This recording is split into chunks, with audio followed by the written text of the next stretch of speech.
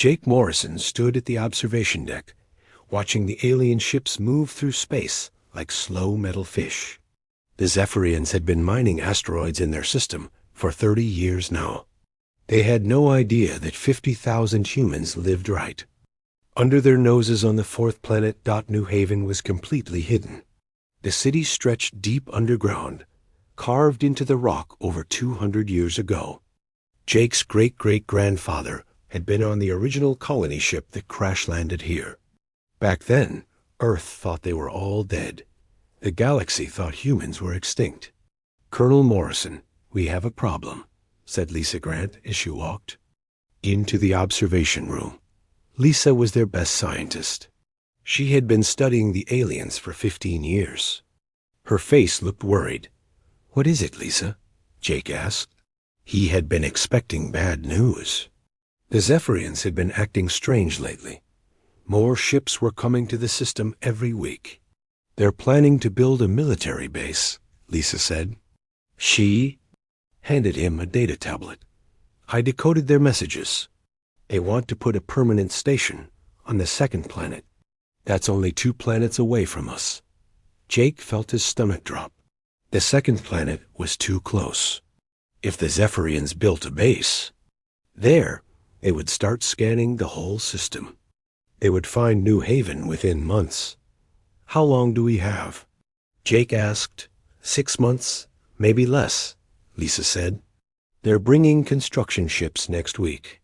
Jake looked back at the alien ships through the window. For 2 centuries, his people had stayed hidden. They watched. They learned. They studied every alien race that came to their system. But they never revealed themselves. The humans of New Haven were different from their ancestors on Earth. They had grown strong living in secret. They had built amazing technology by copying and improving alien designs. They had weapons the galaxy had never seen. They had ships that could not be detected. "Call a meeting," Jake said. "Get Ryan Ford and Amy Roberts. We need to discuss our options." 20 minutes later, Jake sat in the war room with his top officers. Ryan Ford was their military commander. He was a tough man who had trained every soldier in New Haven. Amy Roberts was their chief engineer. She had designed most of their advanced weapons. "We can't stay hidden anymore," Jake said. "If they build that base, they'll find us." "We could move deeper underground," Amy suggested.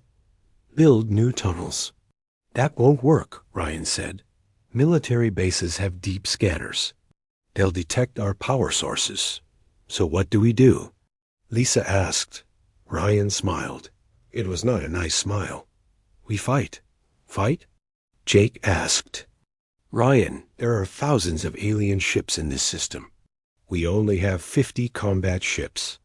"But they don't know we exist," Ryan said. "They don't know about our technology. We have been watching them for decades. We know their weaknesses." Amy nodded. "Our ships are invisible to their scanners. Our weapons are more advanced than theirs. We could disable their entire fleet before they knew what hit them." "That's impossible," Lisa said. "Even if we could defeat them, more ships would come. The whole galaxy would come after us." "Let them come," Ryan said. "We're not the same humans who left Earth 300 years ago. We're stronger. We're smarter. We've learned from every alien race we've watched." Jake thought about this. New Haven had always been peaceful. They had never hurt anyone. They had just watched and learned. But now they had no choice. "What exactly are you suggesting?" Jake asked. Ryan stood up and walked to the big screen on the wall. He showed them a map of the star system. "We take the whole system, all 12 planets, all 43 moons. We claim it as human territory." "That's crazy," Lisa said. "Is it?" Ryan asked. "Look at what we've built. Our ships are better than theirs. Our weapons are stronger. Our technology is more advanced. We've had 200 years to prepare." Amy was getting excited. "We could do it. Our gravity weapons could trap their ships. Our pulse cannons could disable their systems without killing anyone. Without killing anyone? Jake asked. We're not monsters, Ryan said. We disable their ships. We capture their crews. We show them that humans are not to be messed with. Jake looked at his officers. These were good people. They had families. They had children. They had built a beautiful civilization underground. But if they did nothing, that civilization would be discovered and destroyed. The Zephyrians think. This system is empty, Amy said. All the alien races think this system is worthless. They have no idea what we've built here. If we're going to do this, we need to be smart about it, Jake said. We can't just attack randomly. We need a plan. Ryan nodded. I've been thinking about this for years. We start with the mining ships. We disable them quietly. Make it look like accidents. Then we work our way up to the bigger ships. And if they send help? Lisa asked. We'll be ready, Amy said. Our ships can appear and disappear like ghosts. We can hit them anywhere in the system. Jake stood up and walked to the window. Outside, he could see the lights of New Haven in the distance. 50,000 people lived here. They trusted him to keep them safe. If we do this, there's no going back, Jake said. The galaxy will know we exist. Everything changes. Everything's already changing, Ryan said. The question is whether we control that change or let it control us. Jake made his decision. Prepare the ships. We're going to show the galaxy that humans are back. Steve Parker checked his ship's systems one more time. Everything was working perfectly. The stealth field was active. The pulse cannons were charged. His ship was completely invisible to alien scanners. Blue team, this is Blue Leader, Steve said into his radio. Are you ready? Ready, Blue Leader, came the reply from his 5 team members. They were all flying small attack ships. Fast, quiet, and deadly. Steve looked at his target through the cockpit window. The Zephyrian mining ship was huge. It was 3 times bigger than his ship, but size didn't matter today. The aliens had no idea what was coming. Remember, Steve said to his team, we disable, not destroy. Hit the engines and the communication array. Leave the crew alive. Steve had trained for this mission for months. All the human pilots had. They knew exactly where to hit alien ships to stop them without killing anyone. The mining ship was pulling minerals from an asteroid. The aliens inside were working normally. They felt safe. They thought they were alone in the system. Blue team, attack, Steve said. The 6 human ships moved like hunting wolves. They appeared out of nowhere, fired their weapons, and disappeared. Again, the mining ship's engines went dead. Its communication system stopped working. The ship was helpless dot inside the mining ship. The Zephyrian crew was panicking. They had no idea what had hit them. Their scanners showed nothing. Their weapons couldn't lock on to any targets. That's 1 down, Steve said. Moving to target 2. Back. On New Haven, Amy Roberts watched the attack from the command center. Her gravity weapons were working perfectly. The disabled mining ship was now trapped in a gravity field. It couldn't move even if its engines worked. Excellent work, Blue team, Amy said. Red team, you're up. Red team was led by Kate Williams. She was attacking 3 cargo ships near the 5th planet. Her team moved just as smoothly as Steve's. Team, within minutes, 3 more alien ships were disabled and trapped. This is too easy, Kate said over the radio. The aliens have no idea how to fight invisible enemies. Amy smiled. The humans had been planning this for years. They had studied every alien ship design. They knew exactly where to hit to cause maximum damage with minimum harm to the crew. Don't get cocky, Amy warned. We have 20 more ships to disable today. The 3rd team was led by Danny Chun. He was a computer expert who had hacked into the alien communication networks. Danny could read all their messages. He knew where every ship was going. "Green team, target the command ship," Danny said. "It's trying to call for help." The command ship was the biggest Zephyrian vessel in the system. It had heavy weapons and strong shields. But it was still no match for human technology. Danny's team attacked the command ship from 6 directions at once. The aliens tried to fight back, but their weapons couldn't hit invisible targets. Within minutes, the command ship was dead in space. "All communication systems are down," Danny reported. "They can't call for help." Amy was impressed. In just 4 hours, the humans had disabled 15 alien ships. Not a single alien had been killed. The crews were all alive and unharmed. They were just very confused and scared. Phase 2 begins now. Amy announced Phase 2 was about sending a message. The humans wanted the aliens to know they were being attacked, but they didn't want them to know by whom Lavra Martinez was the fleet commander. She had been a pilot for 30 years. She knew how to make aliens scared without showing them human. "Ships, Ghost Squadron, begin the fear protocol," Lavra said. Ghost Squadron was special. They had the newest stealth technology. They could become completely invisible, even to the most advanced scanners. They could also make strange noises and lights that scared aliens. The disabled alien ships suddenly found themselves surrounded by mysterious lights. Strange sounds came from empty space. The aliens could feel something watching them, but they couldn't see anything. "What's happening?"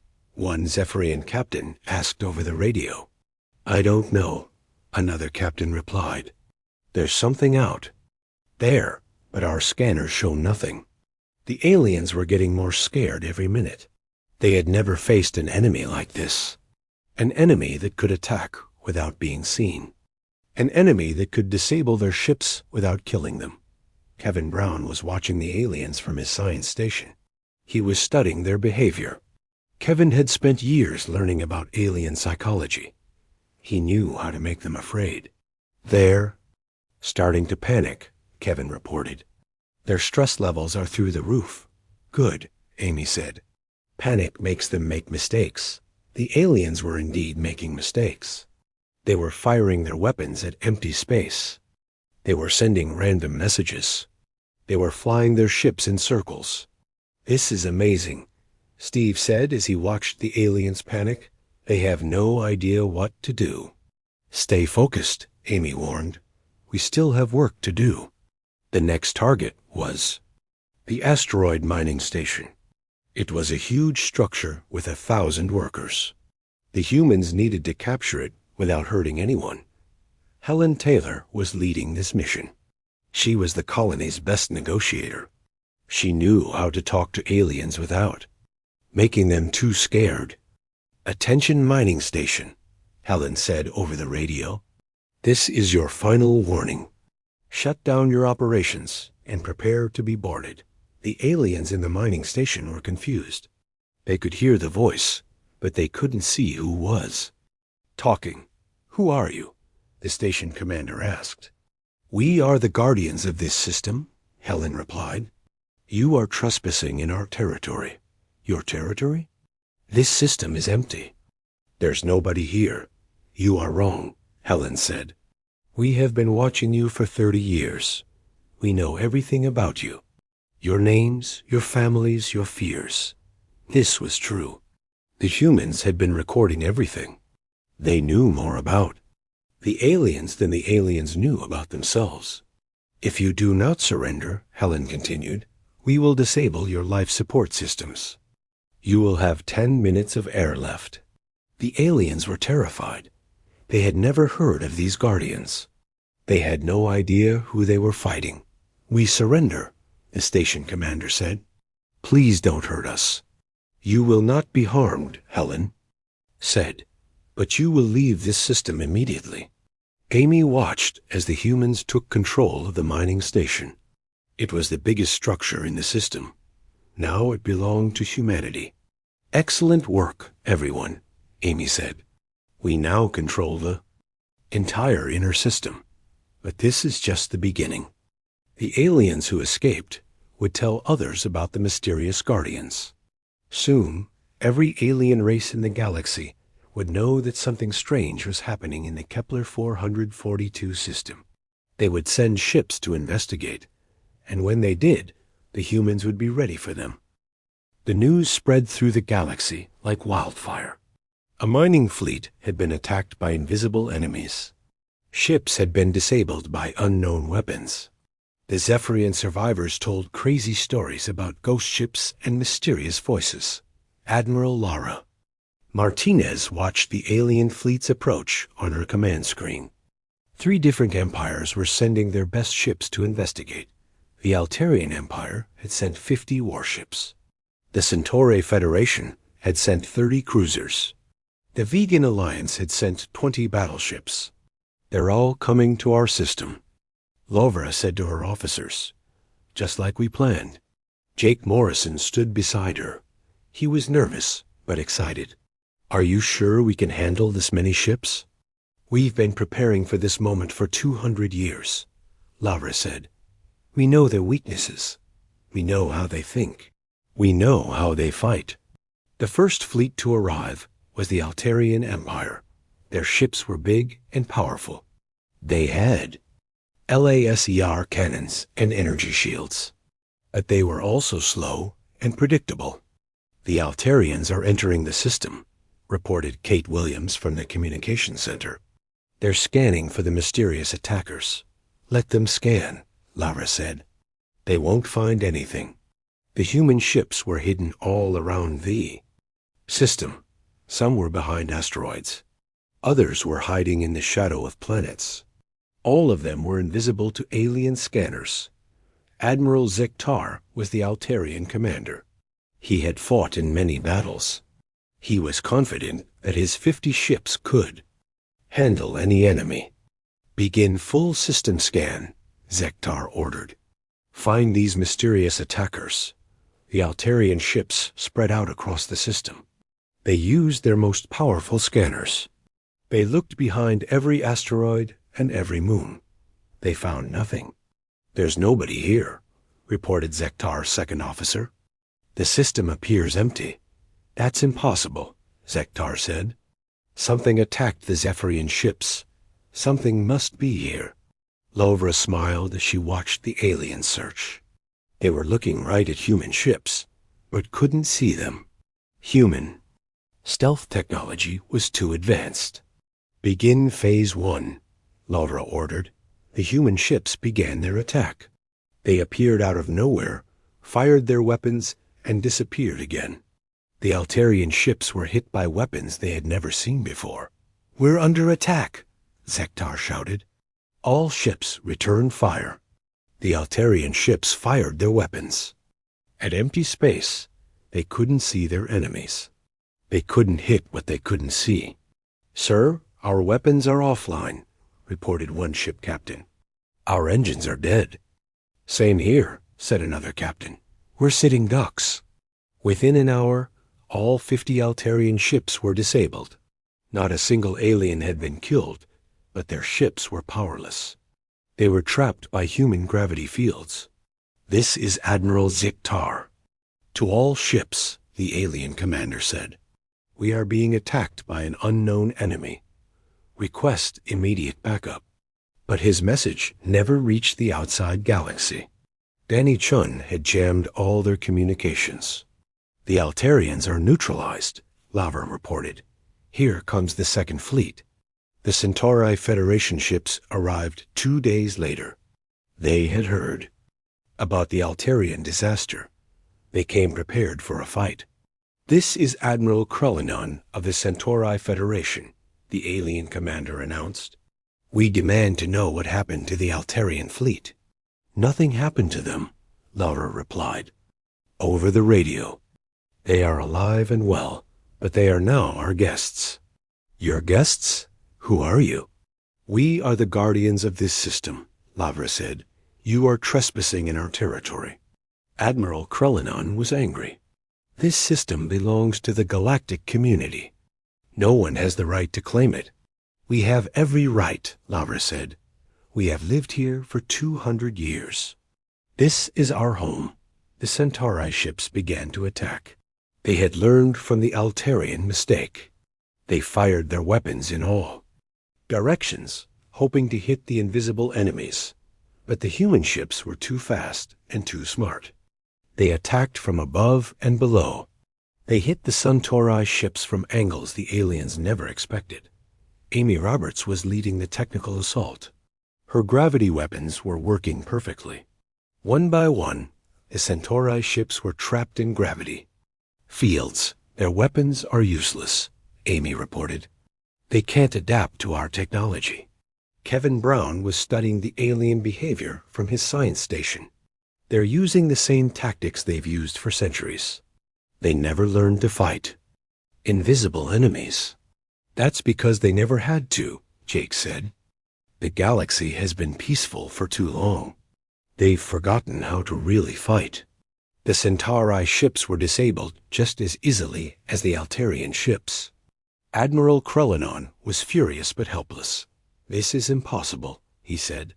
No one can defeat 30 Federation cruisers this easily. We just did, Laura replied, and we're not finished yet. The third fleet was the Vegan Alliance. They arrived a week later with 20 of their most powerful battleships. These ships were bigger and stronger than anything the galaxy had ever seen. The Vegans are here, reported Steve Parker from his scout ship. These ships are different. They have better shields and stronger weapons. It doesn't matter, Lara sighed. Bigger ships just make bigger targets. The vegan commander was Admiral Trung. He was famous throughout the galaxy for never losing a battle. He had studied the reports from the other fleets. We know you're out there, the Adjurang announced. We've learned from the mistakes of the others. We're ready for you. The vegan ships formed a defensive circle. They kept their shields at maximum power. They were ready for attacks from any direction. They're being smart, Amy observed. This might be more challenging.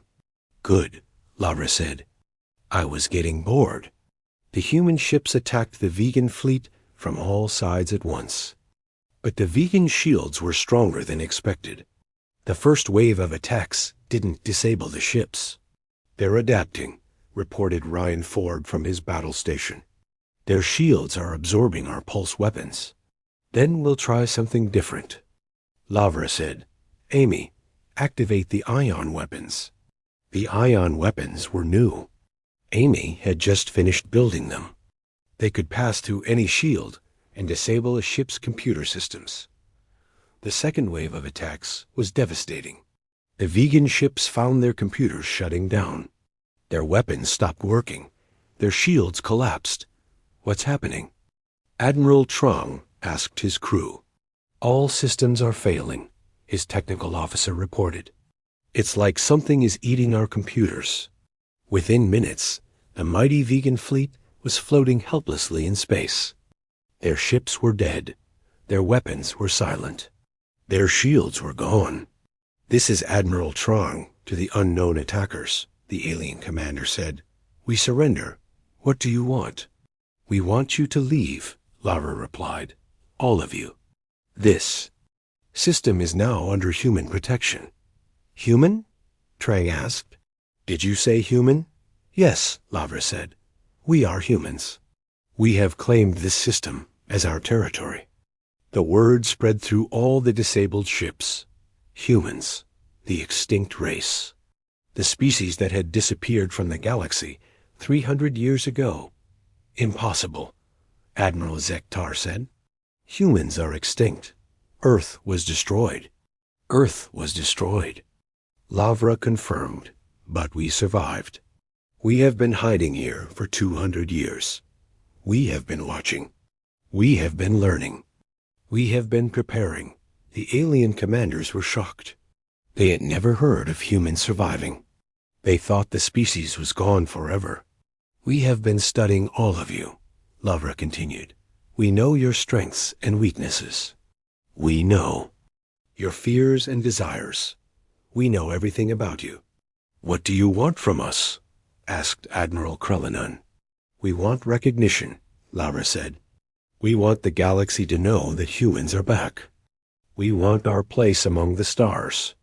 The 3 alien fleets were helpless. Over 100 ships had been disabled by an enemy they couldn't see or fight. Their crews were alive, but their ships were powerless. "The galaxy will never accept this," Admiral Trang said. "They will send bigger fleets. They will send everything they have." "Let them come," Lara said. "We'll be ready." Jake Morrison looked at the disabled alien ships on his screen. Phase 1 was complete. The galaxy now knew that humans existed. Soon, every species in known space would be talking about the mysterious humans who had captured an entire star system. "What happens now?" Jake asked. "Now we prepare for the real war," Lara said, "because this was just the beginning." The Galactic Council was in chaos. Representatives from 100 different species were shouting at each other. The mysterious humans had captured over 100 ships from 3 different empires. No one knew what to do. "We must send the combined fleet," said Chancellor Veltar of the Altarian Empire. "Every ship in the galaxy. We cannot let these humans keep our territory." "What if they defeat the combined fleet too?" asked President Morden of the Centauri Federation. "We've already lost our best ships."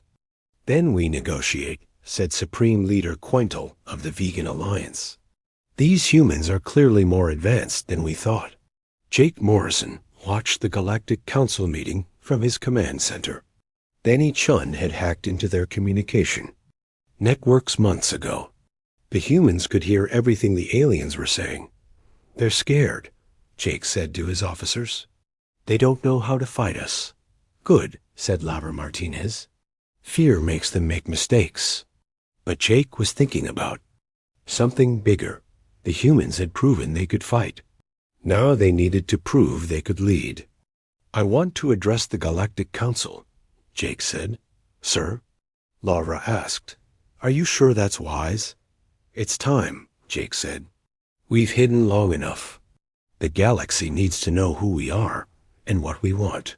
Helen Taylor was setting up the communication system. She was the colony's best diplomat. She knew how to talk to aliens without making them too angry. "The signal is ready," Helen said. "We can broadcast to every ship and every planet in the galaxy." "Do it," Jake said. The broadcast began. Every alien in the galaxy suddenly saw a human face on their screens. Most of them had never seen a human before. They thought humans were extinct. "People of the galaxy," Jake said. "My name is Jake Morrison. I am the leader of the human colony of New Haven.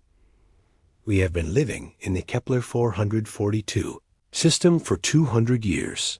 The Galactic Council was stunned. They had never expected to see a human again. "We know you think we are extinct," Jake continued. "You are wrong. We have been watching you. We have been learning from you. We have been preparing for this moment." Chancellor Veltar stood up in the council chamber. "This is impossible. Humans died out 300 years ago. Earth was destroyed." "Earth was destroyed," Jake agreed. "But we survived. One colony ship escaped. We found a new home in the Kepler 442 system.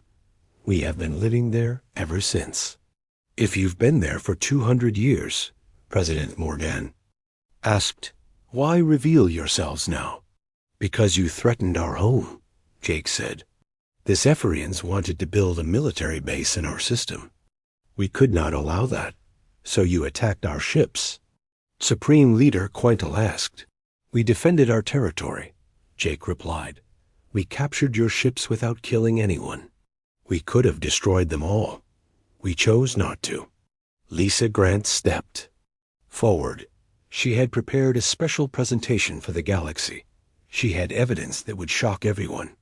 "We have been watching you for 200 years, Lisa said. "We have recorded everything. We know about your corruption. We know about your slavery. We know about your wars. Images appeared on the screens. The aliens saw pictures of their own crimes, secret slave markets, hidden weapons factories, brutal suppression of weaker species. We know about the Rigel massacre, Lisa continued. We know about the Centauri slave rings. We know about the vegan death camps. The council chamber was silent. These were secrets that each empire thought were hidden. You call yourselves civilized, Jake said, but you are not. You have grown soft and cruel. You have forgotten what it means to be strong. What do you want? Chancellor Veltar asked. We want recognition, Jake said. We want the galaxy to acknowledge that humans are back. We want sovereignty over our territory. Your territory? President Morden asked. You mean the Kepler 442 system? We mean the Kepler 442 system and the 3 systems around it, Jake said. We claim them as human space. The aliens were shocked. 4 entire star systems. That was more territory than most empires controlled. That's impossible, Supreme Leader Quental said. You can't claim 4 systems with 1 hidden colony. We can, Jake said. And we will. Ryan Ford stepped forward. He was ready to prove human military superiority once and for all. You want to test us? Ryan asked. Send your combined fleet. Send every ship you have. We'll show you what real power looks like. The aliens were terrified. They had already lost over 100 ships. They couldn't afford to lose more. We don't want war, Chancellor Veltar said. We want peace. Then recognize our territory. Jake said, accept that humans are back. Accept that we are equals. Equals? President Morden laughed. You have 1 colony. We have billions of citizens across thousands of worlds. Numbers don't matter, Jake said. What matters is strength. What matters is will. What matters is the ability to survive. Amy Roberts activated the demonstration. Human ships appeared all around the galaxy. They showed up near alien homeworlds. They appeared in the middle of alien fleets. They were everywhere. These are just our scout ships, Amy announced. We have been watching you from inside your own territory. We know the location of every military base, every weapons factory, every government building. The aliens were terrified. Human ships were everywhere. They had been living with invisible enemies for years without knowing it. We could have destroyed you at any time, Jake said. We chose not to. We are not conquerors. We are protectors. Protectors of what? Chancellor Veltar asked. Protectors of civilization, Jake replied. Real civilization, not the corrupt system you have built. Kevin Brown presented the next part of the plan.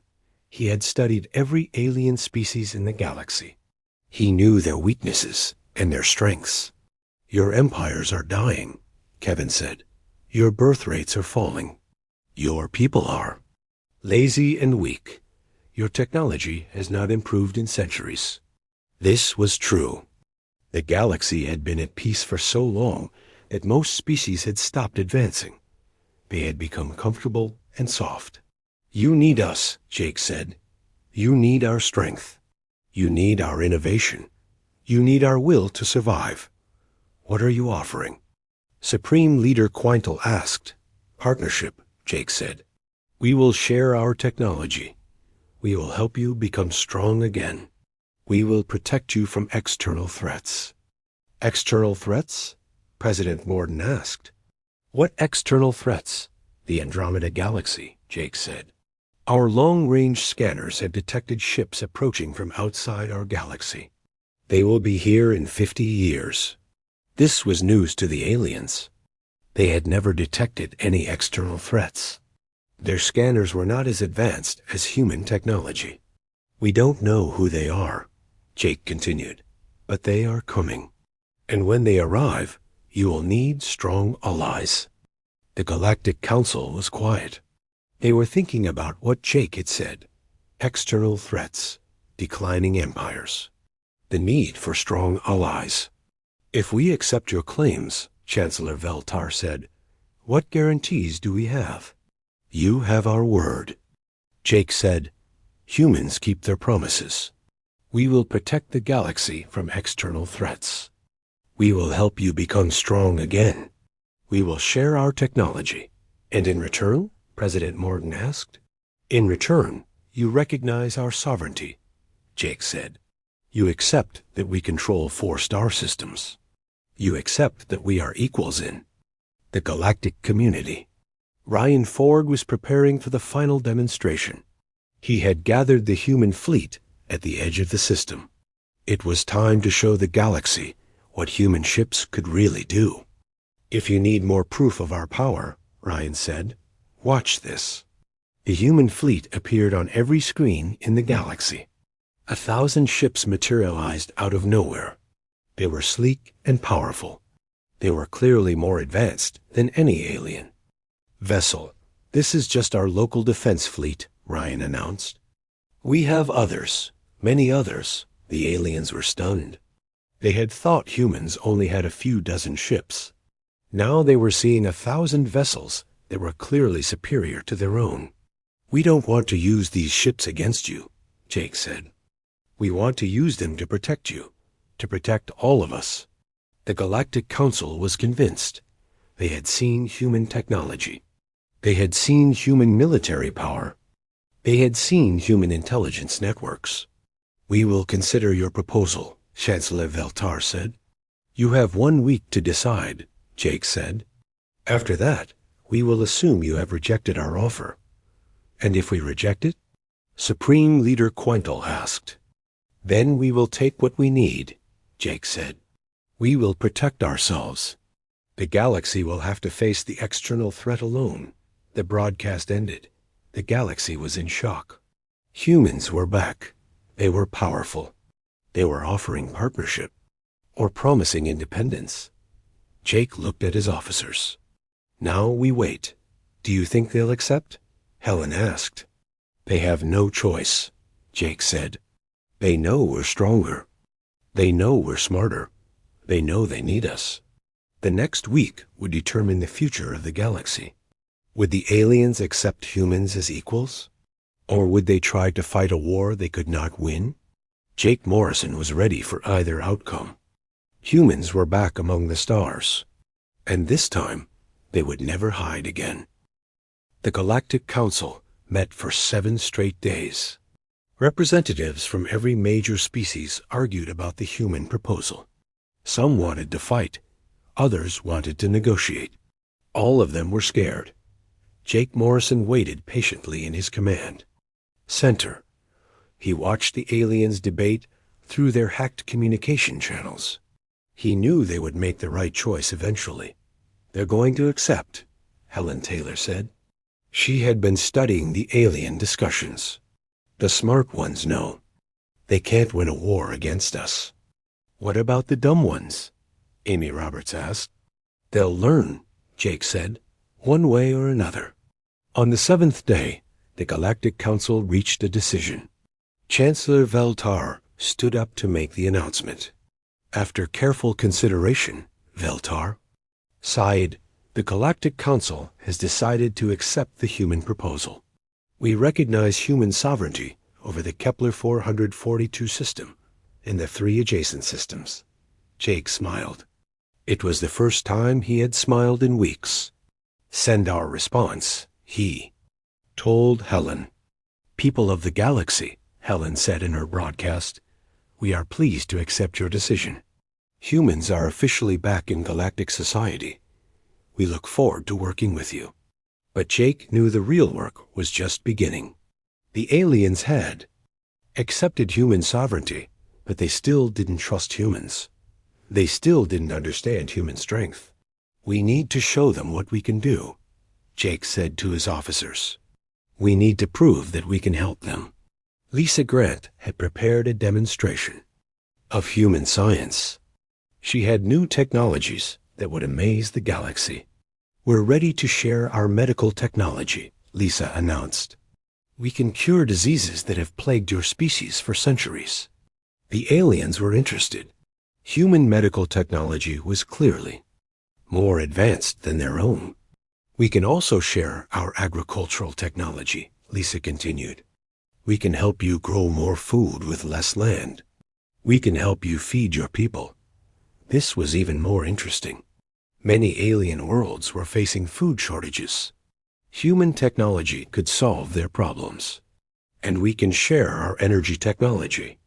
Lisa said, we can help you build power systems that are cleaner and more efficient than anything you have. The Galactic Council was impressed. They had expected humans to be warriors. They didn't expect them to be scientists and healers too. What do you want in return? President Morden asked. Cooperation, Jake said. We want to work together. We want to learn from each other.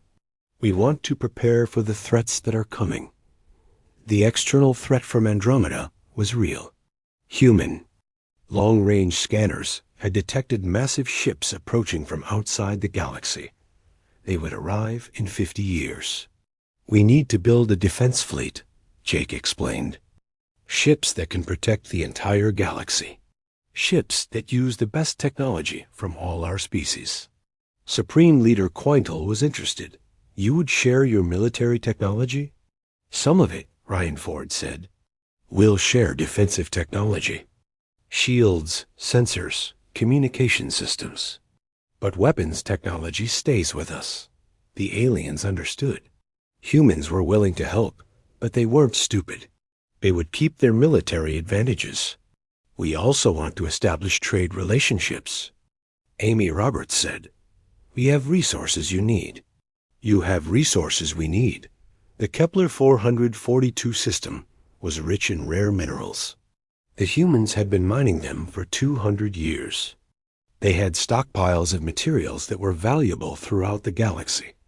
We're willing to trade, Chancellor Veltar said. But we want fair prices. You'll get fair prices, Amy promised. We're not interested in cheating anyone. We want long-term partnerships. Kevin Brown presented the next part of the human plan. He had been studying galactic society for years. He knew how to make it stronger. Your empires need reform, Kevin said. You've become too comfortable. Too soft. You need to become strong again. What kind of reform? President Morden asked. Military reform, Kevin said. Your soldiers are weak. Your officers are lazy. Your equipment is outdated. This was true. Most alien military forces hadn't seen real combat in centuries. They had forgotten how to fight. We can help you train. Your people? Ryan Ford offered. We can teach them how to be real soldiers. What about political reform? Chancellor Veltar asked. That's up to you, Jake said. We won't interfere in your internal politics, but we won't work with corrupt leaders either. The aliens understood the message. If they wanted human cooperation, they needed to clean up their governments. Danny Chun activated the new communication network. Human technology could connect every world in the galaxy instantly. No more waiting weeks for messages to cross space. This network is a gift, Danny said. It will help you coordinate your efforts. It will help you work together. The aliens were amazed. The communication network was more advanced than anything they had imagined. They could talk to anyone, anywhere, instantly. How is this possible? Ask the Centauri technical advisor. Human engineering, Danny said proudly. We've had 200 years to perfect it. Laura Martinez was setting up the new defense command. Human ships would patrol the galaxy, watching for threats. They would work with alien forces when necessary. We're not taking over your military, Laura explained. We're supplementing it. We're making it stronger. The alien admirals were nervous. They didn't like the idea of human ships in their territory. You don't have a choice, Laura said bluntly. Your ships can't handle the threats that are coming. Ours can. Steve Parker was leading the first joint patrol. His human ships were working with alien vessels for the first time. It was not going smoothly. The aliens are too slow, Steve reported. "Their ships can't keep up with ours. Be patient," Lavra advised. "They're learning." Kate Williams was establishing diplomatic relations with individual species. Some aliens were more cooperative than others. "The Regellians are eager to work with us," Kate reported. "They want our medical technology." "What about the Centaurians?" Jake asked. "They're suspicious," Kate said. "They think we're trying to take over." "Give them time," Jake said. "They'll come around." The first year of human-alien cooperation was difficult. The aliens weren't used to human efficiency. The humans weren't used to alien bureaucracy. But slowly, things began to improve. Human medical technology saved millions of alien lives. Human agricultural technology ended food shortages on dozens of worlds. Human energy technology powered alien cities more efficiently than ever before. "The galaxy is getting stronger," Lisa reported. "Disease rates are down. Food production is up. Energy costs are falling. More importantly, the alien military forces were improving. Human training programs were turning soft alien soldiers into real warriors. The Altarian forces have improved by 400%, Ryan reported. They're actually competent now." "What about the vegans?" Jake asked. "Still working on them," Ryan said. "But they're getting better." A communication network was bringing the galaxy together. Species that had never cooperated before were now working on joint projects. "The Centaurians and Regellians are building a joint research station," Danny reported. "They couldn't even talk to each other a year ago." But the real test was coming. The external threat from Andromeda was getting closer. Human long-range scanners were detecting more ships every month. "They'll be here in 49 years, Kevin reported. "And there are a lot of them." "How many?" Jake asked. "Thousands," Kevin said. "Maybe tens of thousands. Their technology appears to be similar to ours." This was concerning. If the external aliens had technology similar to humans, the galaxy would need every advantage it could get. "We need to accelerate our programs," Jake decided. "We need to make the galaxy stronger, faster." "The aliens are already complaining about the pace," Helen said. "They think we're pushing too hard. They'll thank us when the invasion comes." Jake said Amy Roberts was working on new ship designs. She was combining human technology with the best alien innovations. The result was ships that were better than anything either species could build alone. "The prototype is ready," Amy announced. "It's faster than our ships and stronger than their ships." "How many can we build?" Lavra asked. "With full galactic cooperation, we could have 1,000 ships ready in 20 years, Amy said. "That's not enough," Jake said. "We need 10,000 ships, maybe more." "Then we need more cooperation," Amy said. "We need every species working together." This was the challenge. Getting hundreds of different alien species to work together was almost impossible. They had different cultures, different languages, different ways of thinking. "We're making progress," Helen reported. "The major empires are cooperating. The smaller species are following their lead." "It's not fast enough," Jake said. "We need to do something dramatic." Jake decided to reveal more human capabilities. He had been keeping some technologies secret, waiting for the right moment. "Show them the shipyards." Jake told Amy. Amy activated the hidden shipyards around New Haven. Massive construction facilities appeared on alien scanners. They had been building ships for decades. "We currently have 5,000 ships," Amy announced to the Galactic Council. "We can build 1,000 more every year." The aliens were stunned. They had thought humans only had a few hundred ships. Now they learned that humans had the largest fleet in the galaxy. "Why didn't you tell us this before?" Chancellor Veltar asked. "Because you weren't ready," Jake said. "Now you are." The revelation changed everything. The aliens realized that humans were not just partners. They were protectors. They were the only